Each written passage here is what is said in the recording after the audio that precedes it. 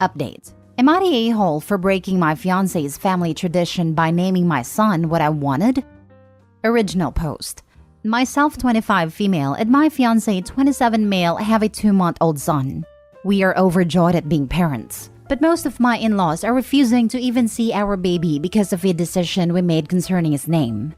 My in-laws have a tradition of giving the firstborn son of every generation the same name. Let's say it's Peter. This has been going on for about 7 generations already, and they're very serious about it.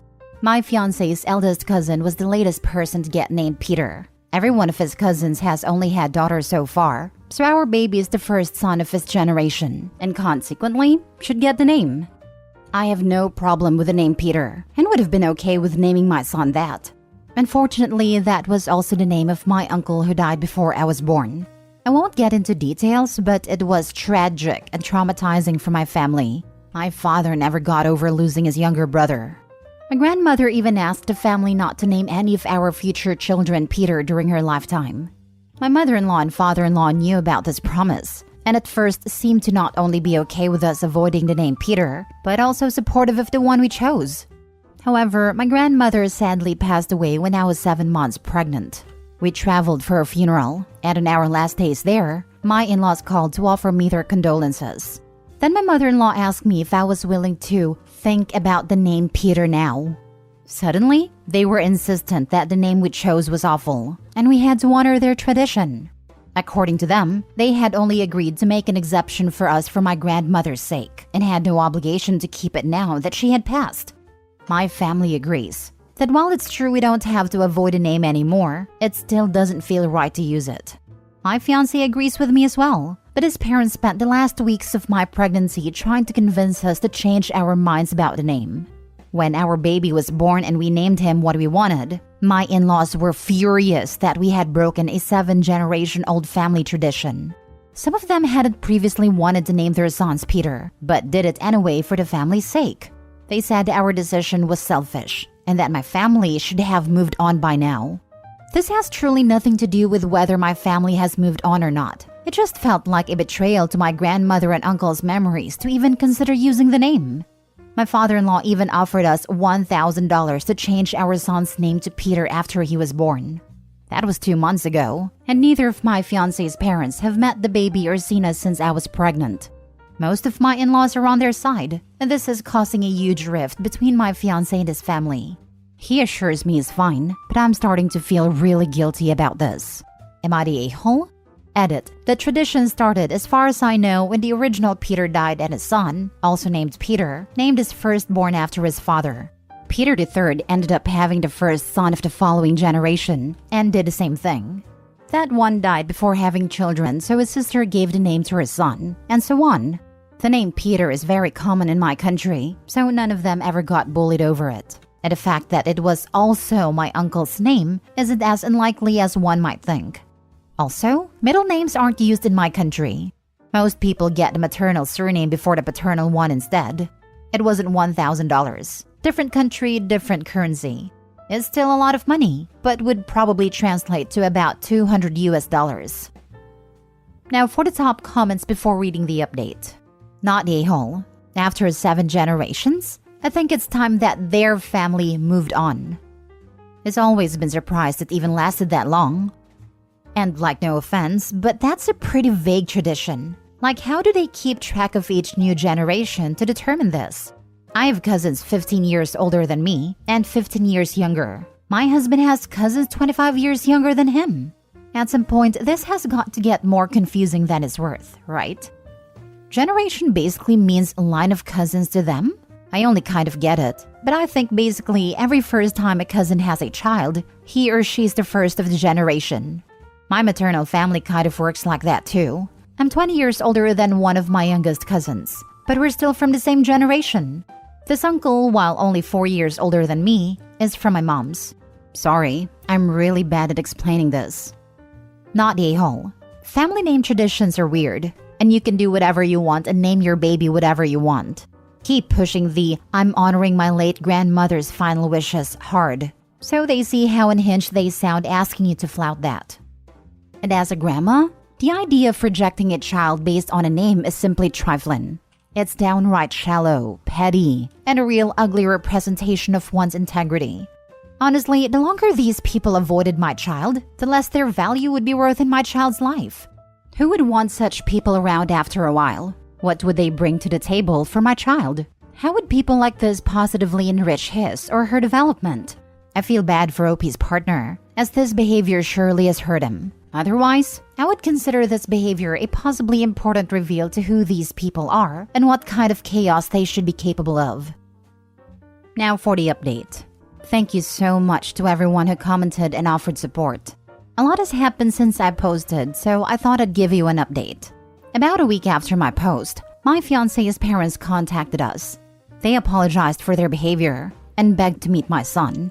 They said they were ready to leave the naming debacle behind and truly wanted to be involved in their grandson's life. We were skeptical, but invited them over to meet the baby. The visit went well, and they began coming over almost every day during the next 3 weeks. I noticed neither of them ever called my son by his name, but I didn't point it out. For the first time in months, things seemed good between my fiancé and his parents. One day, my fiancé was helping my father-in-law with something at our place, so my mother-in-law and I went to the park with my baby. Sometime later, I had to go to the bathroom, so I left him in the stroller with her. When I got back, she was sitting on a park bench, chatting with a woman who was cooing over my son. I went over there and introduced myself as son's name's mom, and she said, "I thought his name was Peter." I didn't say a word and neither did my mother-in-law. She followed me to the car and we went back to my apartment. On the way there, I texted my fiancé about what had happened. The moment we got there, he kicked both his parents out of our place. He'd read my texts and confronted his father. Thankfully, my father-in-law is a terrible liar and confessed immediately. Apparently, both my in-laws would only call my son Peter. That includes whenever they're talking about him, every time they introduce him to someone else, and even baby talking to him on the few occasions they were left alone with him. Neither of them is embarrassed by this, and they both think they're in the right. We're heartbroken, especially my fiancé. Not only because his parents can't let go of their pride, but also because the name we chose for our son means a lot to us both. I blame myself for encouraging my fiancé to allow them near our son. I was raised in a different city than all my grandparents, and always wished they could have been more involved in my life. Losing my grandmother didn't help. Pretty much every doubt I had only existed because I thought it would be important for my son to grow up with all of his grandparents around. But now, all my guilt is gone. If they can't respect my son enough to call him by his name, they don't deserve to be in his life. I hope they enjoy the 3 weeks they had with their grandson, because that's all they're getting until they get their heads out of their butts. I can think of a few good names for your fiancé's parents, and none of them remotely sound like Peter. Richard Head? Yikes. Are they this psychotic and unhinged about other things in life, or just this one issue? According to my fiancé, they've always been a little entitled, but I never really saw them enough to be able to say that. I will say that, though they were polite, they very clearly didn't care about me until we moved in together. My mother-in-law pretended not to remember my name every time she saw me, and my father-in-law would lose interest in any conversations that weren't about him. Once it was clear me and my fiancé were in for long term, they started acting a lot more friendly towards me, but it never seemed sincere. I've had a similar issue. They kept calling me by the ex's name, and also one of their siblings' names because they're similar. I can understand a sibling one because of how close the names are, but not the ex. It was clearly intentional, because once the distance went away, harassment started. Every chance was taken to give me grief or something. Pro tip? If invasive in-laws suddenly hang around a lot more than usual, or ask heaps more questions, keep an eye out. They're up to something. Seems like unfortunately you ran into this too. I hope they do pull their heads out of their behinds, because when it comes to a name, it won't be long before your kiddo can correct them himself. It would be great if he didn't have to do that, of course, but imagine the embarrassment they've had when he himself corrected them, instead of you when the stranger was talking to mother-in-law. So much more shame. It also unfortunately may look like he was kidnapped or not in safe hands if the person looking after him can't even get his name right. Best of luck with it all, OP. I hope the dust settles and everything is chill for all again soon. When the lady from the park asked about his name, It did cross my mind that she might think I was a kidnapper. His name is written on one of his blankets though, which calmed me down a little. Still, I can't help but think of what my mother-in-law would have done had a woman threatened to call the cops. Next story. Am I the a-hole for telling my sister she caused her own situation? I'm 26 female and my sister Karen is 29 female. She's my cousin, but in my culture, she's my sister. We are not American. Karen left to attend university in the US and got married 5 years ago. The wedding was in the US, and most of our family was unable to attend. Most of our family is lower income, and they couldn't afford to pay for travels and accommodation, and Karen's husband refused to host us at their home, and was only willing to host Karen's parent. When the Rona hit, Karen and hubby relocated here, because their business took a hit and they couldn't make ends meet. The cost of living here is somewhat affordable. Around that time, she had a baby and her husband absolutely refused a welcoming ceremony for the baby. It's basically like a baby shower. 2 pigs slaughtered and relatives give gifts to the new family member. And it's mostly random stuff like baby clothes, cribs, livestock if they are rich. Lol. He said it was barbaric, and no one said anything as is their baby. Brother-in-law does not socialize with anyone, mostly stays indoors and only leaves for work. We hardly see my niece because he doesn't want us to corrupt her with any primitive nonsense. Karen rarely comes as well. Needless to say, we don't like him very much, but we keep the peace for Karen's sake, even though she always takes her husband's side. I just had a baby 2 months ago, and her welcoming was last week. And I got a lot of stuff because this was my husband's and I's first child. And his family leans more toward the higher earning families. My sister and her family were invited, but only she came, though she was quiet the entire time and left early. A few days later, she came to visit. Usually, a woman is supposed to stay with her mother for 3 months after childbirth for healing. So I'm still at my mom's place. She blew up at all of us for alienating her and showing favoritism against her and her baby. She said more stuff, but that's the gist of it. I told her she caused the situation, and the only person she should argue with is her husband. She said we hate her husband for no reason, and I'm only jealous because she married a man her own age, because my husband is 10 years older than me. I told her she was delusional, and she left. My mom and aunt said I shouldn't have said that because she's going through a hard time, and she needs someone. But I don't think it's my job to coddle her feelings. Now that I think about it, I feel bad for her and my niece. Am I the a-hole here? Not the a-hole. She married someone who calls her culture primitive nonsense and doesn't let her child socialize with a family. Why would she get welcomed when she won't respect others? You know, you're showing favoritism against me. Your husband doesn't respect your culture and is a complete jerk to our family. And you're all Pikachu-faced that no one likes him? I love the jealousy bit. Me thinks someone is projecting their own jealousy of OP having a good husband who is respectful. Not the a-hole. And I hope your sister leaves her awful husband OP, because this will get worse as her resentment grows. Good luck. Not the a-hole. Yes, it stinks that your sister is alienated from the family and the culture. It sounds like her husband is not very willing to understand her and your culture, and why you perform certain ceremonies, although she is understanding and abiding to his, causing her to feel unsupported by the family. In cross-cultural marriages, the ones that work, both parties are open to the other's culture. This does not seem very constructive for Karen and brother-in-law's marriage, and may eventually result in divorce, if he does not open his mind or become willing to learn about his wife's family and culture. P.S. Do not blame your sister. This sounds like emotional abuse. Blaming her is victim blaming. She loves him and her family, and he is unwilling to budge. Not the a-hole, neither is sister. Brother-in-law is the a-hole. Good point. He's an a-hole, but she's married to him with a young child.